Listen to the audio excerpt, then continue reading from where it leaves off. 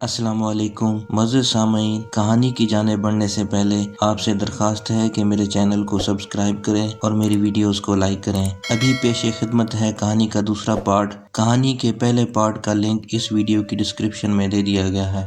اچانک اس نے ایک پولیس والے کو اپنی طرف آتے دیکھا۔ اس نے گاڑی کے پاس آ کر ڈرائیونگ سیٹ کا شیشہ اپنے ڈنڈے سے بجایا۔ ساحل نے شیشہ نیچے گرا دیا۔ باہر آؤ۔ اس پولیس والے نے ایک حقیر نظر اس پر ڈال کر ساحل کو حکم دیا۔ ساحل گاڑی سے باہر نکل چکا تھا۔ کون ہو تم لوگ اور اتنی رات کو یہاں کیا کر رہے ہو؟ اس پولیس والے نے کرختگی سے پوچھا۔ وہ اندر بیٹھی ان کی باتیں سن رہی تھی۔ جی وہ ہم ساحل اٹک رہا تھا، کچھ بول نہیں سکا۔ یہاں ریڈ پڑی ہے پتر، کئی لڑکے اور لڑکیاں بدکاری کرتے ہوئے پکڑے گئے ہیں، کہیں تم لوگ انہی میں سے تو نہیں ہو؟ وہ غصے سے بولا۔ ساحل بھنچکا رہ گیا اور اس پر جیسے بجلی گری ہو۔ اب یہ سننا بھی باقی رہ گیا تھا۔ نہیں نہیں سر، آپ غلط سمجھ رہے ہیں، ایسا کچھ نہیں ہے، اس نے ساحل کو کہتے ہوئے سنا۔ اچھا تو یہ لڑکی کون ہے؟ آدھی رات کو کسے لے کر گھوم رہے ہو؟ پولیس والے نے حقارت سے اسے دیکھا۔ جی سر یہ اس نے ماتھے پہ آیا پسینہ پونجا۔ ہاں یہی، اب کیوں زبان اٹک رہی ہے؟ پولیس والا گرج کر بولا۔ سر وہ یہ اس کی سمجھ میں نہیں آ رہا تھا کہ وہ کیا کہے۔ بتاؤ بولتا کیوں نہیں؟ اب کی بار پولیس والے نے ڈنڈا اس کی تھوڑی کے اوپر رکھ کر اس کا سر اوپر کر دیا۔ وہ حیرت سے یہ سب دیکھ رہی تھی۔ سر یہ میری بیوی ہے۔ وہ اس کے جھوٹ پر برف بن گئی اور پولیس والا ساحل کو چھوڑ کر اس کے پاس آیا۔ کیوں محترمہ، یہ صحیح کہہ رہا ہے، آپ اس کی بیوی ہو؟ اس نے ایک نظر گھبرائے ہوئے ساحل کو دیکھا اور سر اس بات میں ہلا دیا۔ اچھا تو نکاح نامہ دکھاؤ۔ پولیس والا ایک بار پھر ساحل کی طرف متوجہ ہوا۔ اس کے انداز سے واضح لگ رہا تھا کہ وہ اس جھوٹ سے مطمئن نہیں ہوا۔ نکاح نامہ یہاں کہاں ہے؟ وہ تو گھر میں ہے نا؟ ساحل پھر سے اٹکا۔ کیا میرے ماتھے پر کچھ لکھا ہے؟ بے وقوف سمجھتے ہو تم لوگ پولیس والوں کو، بڑے باپوں کی بگڑی ہوئی اولاد؟ نہیں سر، ایسا کچھ نہیں ہے، آپ یقین کریں، میں سچ کہہ رہا ہوں، وہ گڑبڑا کر بولا۔ ٹھیک ہے مان لیتے ہیں، تم سچ کہہ رہے ہو تو ابھی کے ابھی گھر فون کر کے اپنا نکاح نامہ منگواؤ یا پھر جیل جاؤ، نہیں تو تم لوگ آج بچ کر نہیں جا سکتے۔ وہ کانپ گیا۔ یہ دونوں کام وہ نہیں کر سکتا تھا۔ اگر جیل گیا تو ماما پاپا کو پتہ چل جائے گا، وہ تو اس کی جان لے لیں گے۔ اس کا دل بری طرح لرز رہا تھا۔ وہ ساحل کی حالت اچھی طرح سمجھ سکتی تھی کیونکہ یہی حالت اس کی اپنی تھی۔ سر کوئی اور رستہ نہیں ہے بیچ میں سے؟ رشوت دینے کی کوشش کر رہے ہو؟ پولیس والا دھاڑ کر بولا۔ نہیں سر، ایسا نہیں ہے، مطلب کوئی اور طریقہ جو پولیس والے نے اس کی بات کاٹ دی۔ ہے ایک طریقہ جو ہم باقی جوڑوں کے ساتھ کر رہے ہیں، وہی آپ کو بھی کرنا ہوگا، نہیں تو جیل۔ کون سا؟ کیا طریقہ؟ ساحل نے بے تابی سے پوچھا۔ نکاح۔ پولیس والے نے ان دونوں کی سماعتوں پر دھماکہ کر دیا۔ وہ دونوں حیران ہو کر ایک دوسرے کو دیکھنے لگے۔ نکاح ہی وہ واحد راستہ ہے جس سے تم لوگ بچ سکتے ہو۔ یہاں باقی جوڑوں کے بھی نکاح ہو رہے ہیں، نکاح خواہوں کو بلایا گیا ہے، نکاح کے بعد ہی تم لوگ آزاد ہو سکتے ہو، لیکن ہم لوگوں کا نکاح تو پہلے ہو چکا ہے، وہ کھوکھلی آواز میں بولا۔ تو دوسری بار کرنے میں کیا حرج ہے بے؟ فیصلہ تم لوگوں کے ہاتھ میں ہے، یا تو دونوں جیل چلو یا پھر نکاح کرو، اچھی طرح سوچ لو، میں 5 منٹ بعد آؤں گا۔ پولیس والا اس کی گاڑی کی چابی نکال کر وہاں سے چلا گیا اور وہ وہیں ساکت ہو گیا، جبکہ وہ پہلے سے اندر ساکت بیٹھی تھی۔ پھر وہ اضطراب کے عالم میں آ کر گاڑی میں بیٹھ گیا اور سر سیٹ پہ ٹکا دیا۔ وہ حیرانی سے اسے دیکھ رہی تھی۔ پورے 2 منٹ کار میں خاموشی چھائی رہی۔ کیا کریں؟ اس نے 2 منٹ بعد ساحل کی آواز سنی۔ مجھے نہیں پتا، میں تو پہلے ہی راکھ ہو چکی ہوں۔ وہ آنسوؤں کو پیتے ہوئے بولی۔ نکاح کر لیں؟ وہ منہ کھولے اسے دیکھ رہی تھی۔ اب وہ پیچھے مڑ کر اسے دیکھ رہا تھا۔ نکاح کیسے؟ نہیں، اس کی زبان لڑکھڑائی۔ دیکھو میں جانتا ہوں یہ مشکل ہے، لیکن ہمارے پاس اس کے علاوہ کوئی راستہ ہی نہیں۔ اگر ہم نے نکاح نہیں کیا تو یہ لوگ ہمیں جیل میں ڈال دیں گے۔ اگر پاپا کو پتہ چل گیا کہ میں اس کیس میں اندر چلا گیا ہوں تو وہ میری جان لے لیں گے اور جو بدنامی ہوگی وہ الگ۔ دیکھو میں چاہتا ہوں ہم صرف پولیس والوں کو دکھانے کے لیے نکاح کریں اور یہاں سے آزاد ہو کر اس رشتے کو ختم کر دیں۔ وہ خاموشی سے اس کی بات سن رہی تھی، جواباً کچھ نہیں بولی۔ وہ تو پہلے ہی مر چکی تھی، گردن کسی اور نے کاٹ دی تھی، اب چاہے اس کی جتنی بوٹیاں کی جائیں اسے فرق نہیں پڑتا تھا۔ ساحل نے ایک پل اس کے جواب کا انتظار کیا۔ اسے نہ بولتا پا کر وہ ایک بار پھر بولنے لگا۔ دیکھو پلیز میری مشکل کو سمجھو، تھوڑی دیر پہلے میں تمہارا مذاق اڑا رہا تھا، لیکن اب میں خود اس پل صراط پر کھڑا ہوں، میں تمہارے سامنے ہاتھ جوڑتا ہوں، میرے لیے قربانی دے دو پلیز۔ وہ بس اس کے جڑے ہوئے ہاتھوں کو دیکھ رہی تھی۔ کتنا عجیب شخص تھا یہ، ساری کی ساری مصیبت اس کی وجہ سے آئی تھی اور وہ اس سے شکایت کرنے کی بجائے اس کے آگے ہاتھ جوڑ رہا تھا۔ وہ اگر اسے اپنی گاڑی میں نہ بٹھاتا اور اکیلے سفر کر رہا ہوتا تو وہ کبھی اس آفت کا شکار نہ ہوتا۔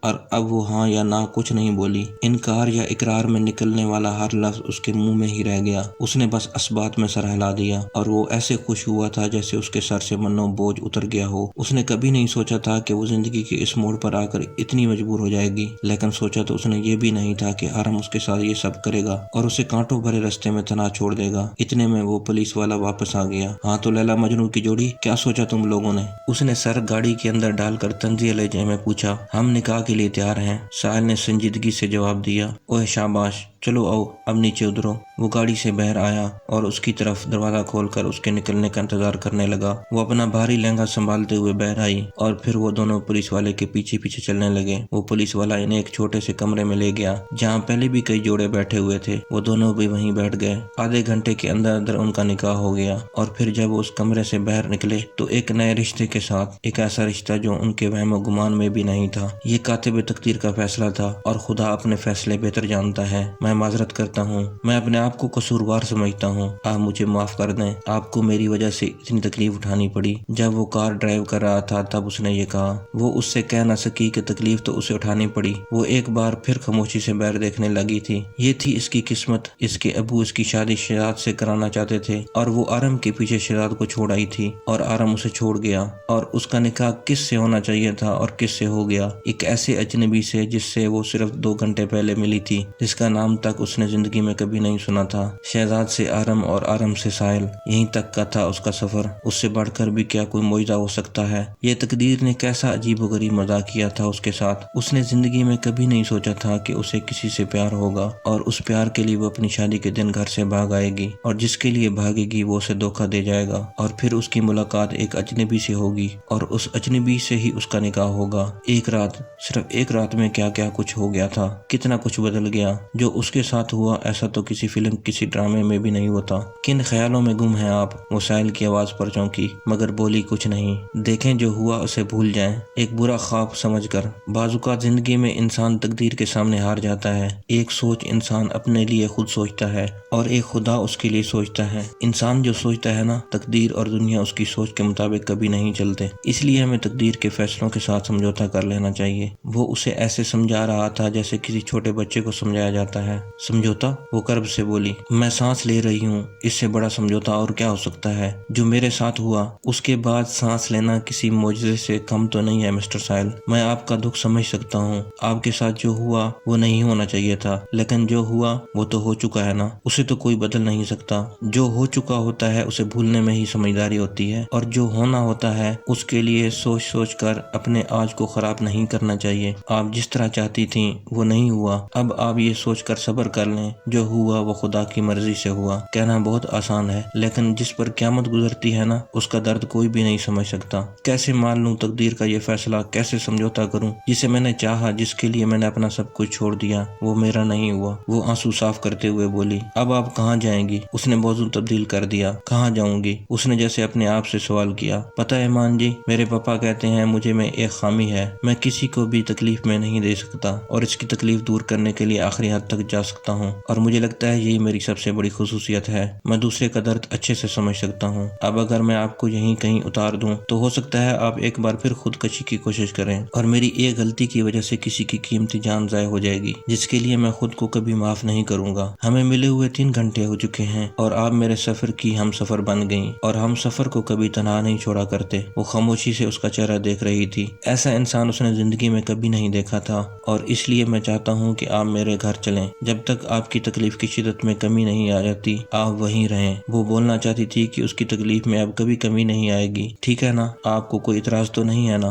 زبان تو بولنے سے انکاری ہو گئی۔ اس نے سر اسبات میں ہلا دیا۔ شاید یہی اس کی قسمت کا فیصلہ ہو۔ پتہ نہیں زندگی اس کے ساتھ آگے کیا کیا کرنے والی تھی اور کون سا زخم باقی تھا ابھی۔ باقی کا رستہ خاموشی سے کٹا۔ گاڑی کی سیٹ سے ٹیک لگائے روتے روتے جانے کب اس کی آنکھ لگ گئی اور وہ کتنی دیر تک سوتی رہی۔ پھر اس کی آنکھ تب کھلی جب جھٹکے سے گاڑی رک گئی۔ اس نے آنکھیں مسلتے ہوئے سامنے دیکھا تو ساحل گاڑی کے اندر نہیں تھا۔ اس نے حیرت سے دوسری طرف دیکھا تو وہ اسے نظر آ ہی گیا۔ وہ اب اس کی سائیڈ والا دروازہ کھول رہا تھا۔ اس نے آہستہ سے نیچے اپنا قدم رکھا۔ چلیں؟ اس نے پوچھا، اور وہ اس کے پیچھے پیچھے چلنے لگی۔ رات کی تاریکی ہر طرف پھیلی ہوئی تھی۔ اس نے نظریں اٹھا کر سامنے دیکھا۔ سامنے ایک عالی شان عمارت تھی جس کے چاروں طرف خوبصورت لائٹس لگی ہوئی تھیں۔ اندھیرے کی وجہ سے وہ ادھر ادھر کچھ بھی نہیں دیکھ پا رہی تھی، لیکن وہ عمارت کو اچھے سے دیکھ سکتی تھی۔ کوئی محل لگ رہا تھا۔ ساحل چل چلتے ہوئے بار بار اسے دیکھ رہا تھا۔ اس نے بامشکل اپنے آنسو روک رکھے تھے۔ گھر کے بڑے لکڑی کے دروازے پر پہنچ کر دونوں کے قدم رک گئے۔ اس نے نگاہ اٹھا کر ساحل کو دیکھا، وہ بھی اسے ہی دیکھ رہا تھا اور مسکرا کر اشارے سے اسے رونے سے منع کر رہا تھا۔ اس کی دھڑکن کی رفتار عجیب سی ہو گئی، وہ ڈر بھی رہی تھی اور گھبرا بھی رہی تھی۔ وہ اکیلی اس اجنبی پر بھروسہ کر کے آ تو گئی، لیکن پتہ نہیں وہ کس فطرت کا انسان ہے۔ 3 گھنٹے، صرف 3 گھنٹوں میں تو کوئی کسی کے بارے میں نہیں جان جاتا۔ جب وہ 2 سال ایک لڑکے سے محبت کر کے ہر وقت اس کے ساتھ رہ کر اسے نہ پہچان سکی، تو 3 گھنٹوں میں کسی انسان کو کیسے پہچانے گی وہ؟ ذہانت کے دعوے تو ایمان علی بہت پیچھے چھوڑ آئی۔ کسی بے درد ظالم نے اسے ایسی لات ماری تھی کہ اب وہ زندگی بھر سر اٹھا کر نہیں چل سکے گی۔ اب وہ زندگی بھر کبھی محبت پر بھروسہ نہیں کرے گی۔ انسانوں پر اور خصوصاً مردوں پر بھروسہ کرنا وہ چھوڑ چکی تھی۔ ایمان علی ایک ہی رات میں زندگی کا وہ تجربہ کر چکی تھی جو کئی لوگ ساری زندگی میں نہیں کر پاتے۔ جو ہو چکا ہے اس سے زیادہ غلط کیا ہو سکتا ہے؟ اس سے غلط تو کچھ ہو ہی نہیں سکتا۔ ساحل نے آگے بڑھ کر وہ خوبصورت دروازہ کھولا اور اپنے قدم اندر رکھ دیے۔ وہ بھی چھوٹے قدم اٹھاتے اس کے پیچھے پیچھے اندر آ گئی۔ اندر ہر طرف خوبصورت روشنی تھی، پورا گھر چمک رہا تھا۔ وہ آس پاس نگاہیں دوڑانے لگی، ادھر ادھر دیکھتے ہوئے اچانک وہ ٹھٹک گئی جب اس کی نظر سامنے صوفے پہ پڑی۔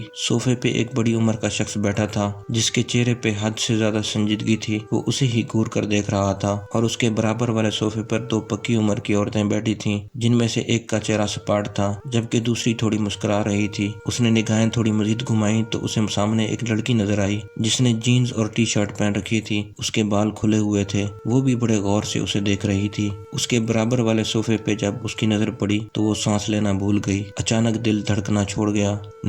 نہیں، وہ شخص، وہ یہاں کیسے؟ اس کا یہاں کیا کام؟ اس نے ابھی اس لڑکی کے برابر جس شخص کو کھڑے دیکھا تھا، اسے وہ زندگی میں دوبارہ کبھی نہیں دیکھنا چاہتی تھی، مرتے دم تک کبھی نہیں۔ وہ اس سے اپنا حساب کتاب اب قیامت کے دن چاہتی تھی، اللہ کے سامنے، اللہ کی عدالت میں۔ لیکن وہ اس کے سامنے کھڑا تھا، اس سے چند قدموں کی دوری پہ۔ بے ساختہ اس نے اپنے دل پر ہاتھ رکھا اور اس کے ہونٹوں سے ایک آہ نکلی، آرام۔ معزز سامعین، مجھے امید ہے کہ آپ کو یہ سٹوری اچھی لگی ہوگی۔ برائے مہربانی میرے چینل کو سبسکرائب کریں اور اس ویڈیو کو لائک کریں تاکہ میں اسی طرح اچھی ویڈیوز آپ کے لیے بناتا رہوں۔ بہت شکریہ۔